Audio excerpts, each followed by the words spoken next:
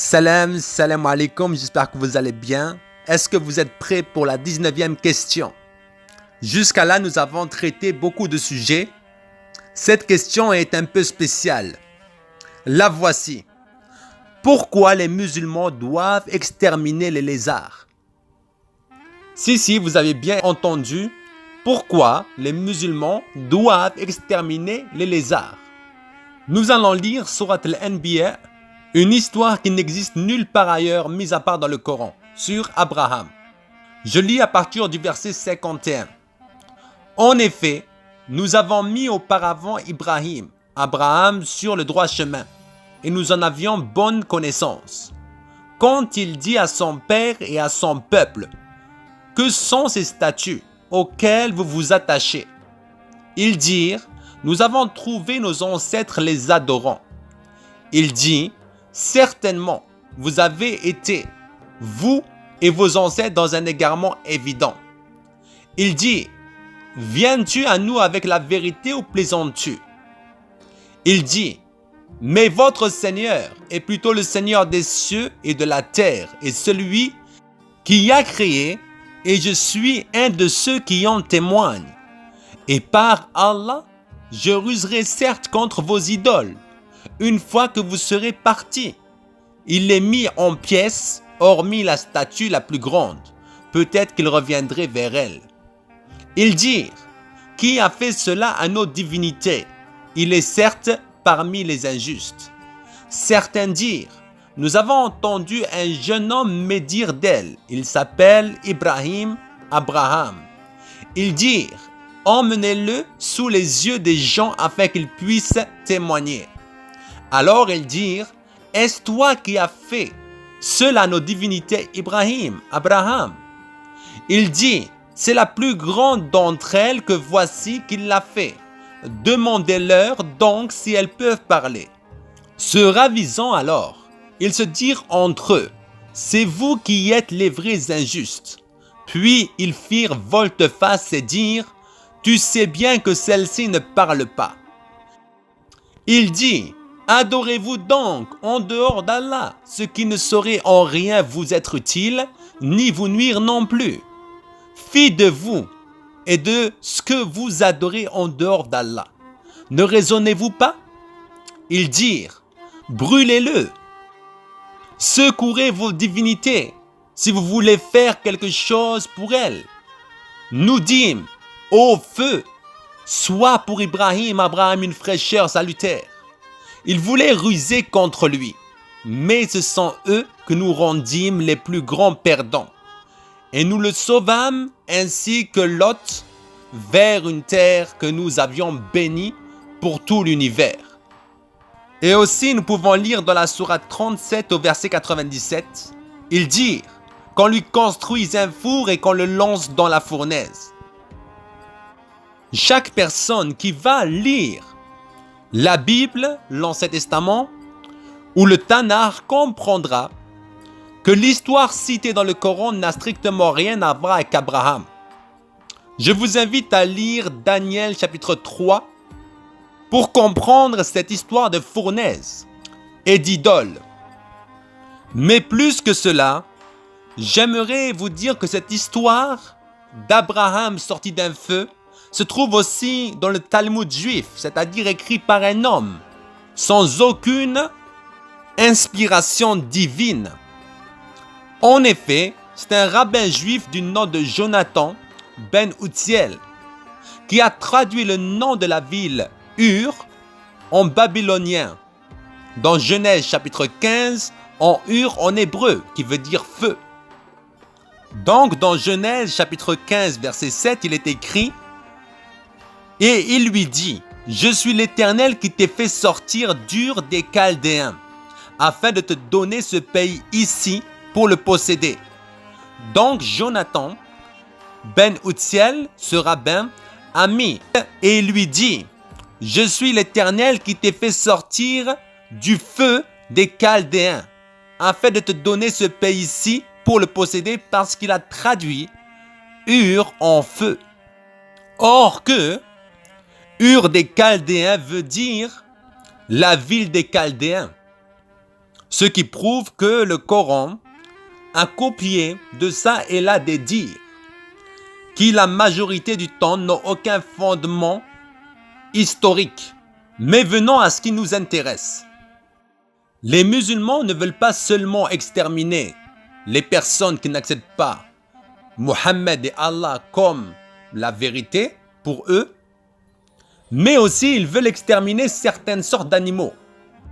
Dans ces animaux, il y a le lézard, rapporté par Muslim 2240, 146, 147, Riyad Salihin 1864. Celui qui tue un lézard, entre parenthèses gecko, du premier coup, on lui inscrit 100 bonnes actions. Si c'est du deuxième coup, il en a un nombre moindre. Et si c'est du troisième coup, il en a un nombre encore plus petit.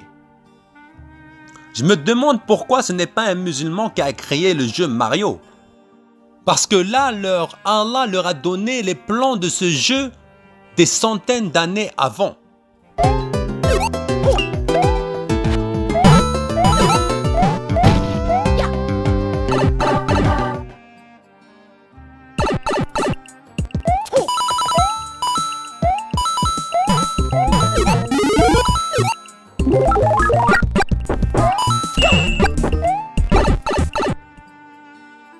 Au lieu de l'appeler Mario, il l'aurait appelé Mohammed ou Mahmoud et ils auraient fait un tabac avec ça. Mais je pense que aller courir derrière des lézards dans la rue, c'est plus important pour eux parce que dans le jeu, tu le tues de façon virtuelle, mais en vrai, il y a des hasanats. Voyons pourquoi les musulmans veulent exterminer ces geckos. Dans Al-Bukhari 628 et Muslim 2237, Riyad Salihin 1863. Il soufflait en effet sur le bûcher où se trouvait Ibrahim. Donc les lézards se sont réunis pour maintenant souffler sur le bûcher dans lequel se trouvait Ibrahim. Il faut tuer le gecko, il faut tuer le gecko. Oui, tu auras 100 points, il faut tuer le gecko. Mes amis, imaginez un peu un monde musulman où tout le monde devrait courir derrière les lézards pour les tuer pour avoir des hasanats. Dans 2 Timothée chapitre 4 verset 4, détourneront l'oreille de la vérité et se tourneront vers les fables. Entre Satan qui pète, Satan qui mange, Satan qui fait caca et je sais pas quoi, ou bien les baleines qui portent la terre sur son dos, ou bien des ânes volants, ou encore cette histoire de gecko.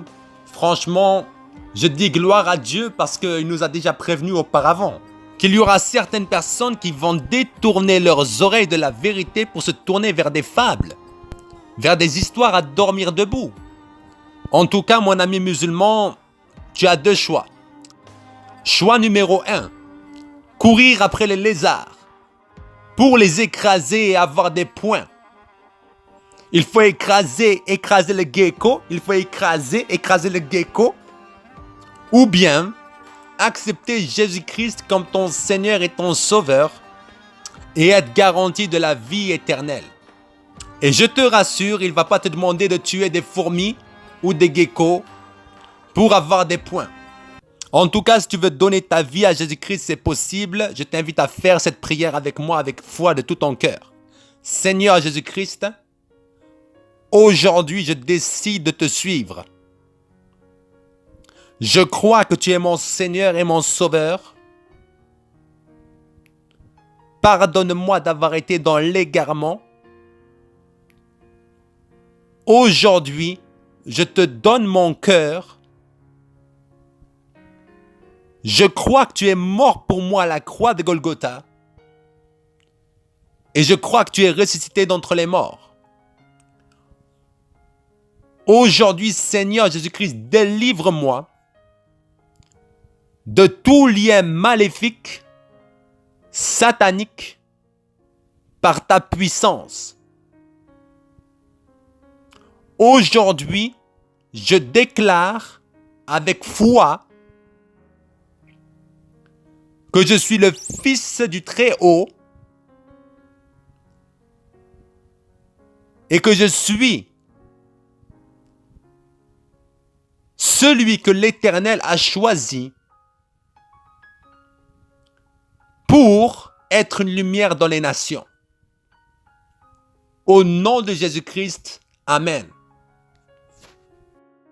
Mes bien-aimés frères et sœurs, partagez au maximum cette vidéo afin que cette vidéo puisse toucher de nombreuses personnes et aussi qu'on puisse sauver le maximum de geckos parce qu'il y a beaucoup de personnes qui leur courent après malheureusement. Soyez bénis et à bientôt pour la 20e question qui va être une question très intéressante.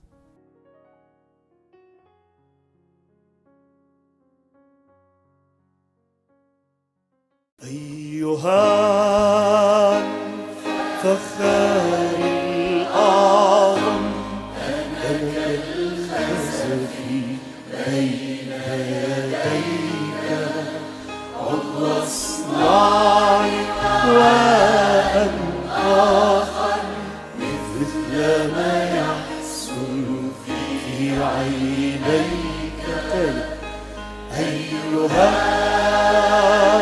الفخار الأعظم ملك الخزف بين يديك عضو الصناع وأن آخر مثل ما يحسن في عينيك أخضع ذاتي دون عنادي لأصابعك تشكل فيا لن أتوجع لن أتراجع فأنا اشتقت لعملك فيا أخضع ذاتي دون عنادي لأصابعك تشكل فيا لن أتوجع لن أتراجع فأنا اشتقت لعملك فيا أيها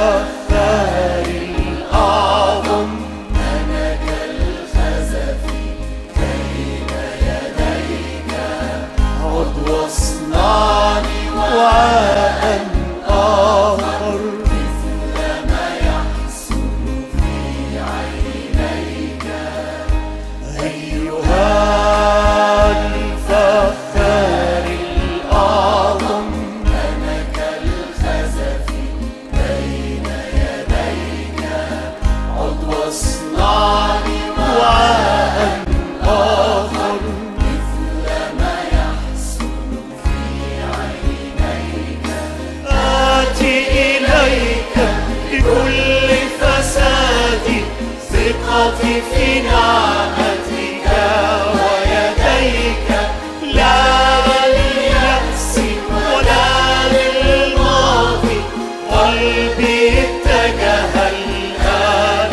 إليك آتي إليك بكل فسادي ثقتي في نعمتك ويديك لا لليأس ولا للماضي قلبي اتجه الآن إليك أيها الفخار الأعظم ملك الخزف بين يديك عضو الصناع وأن آخر مثل ما يحسن في عينيك صليها من غير موسيقى أيها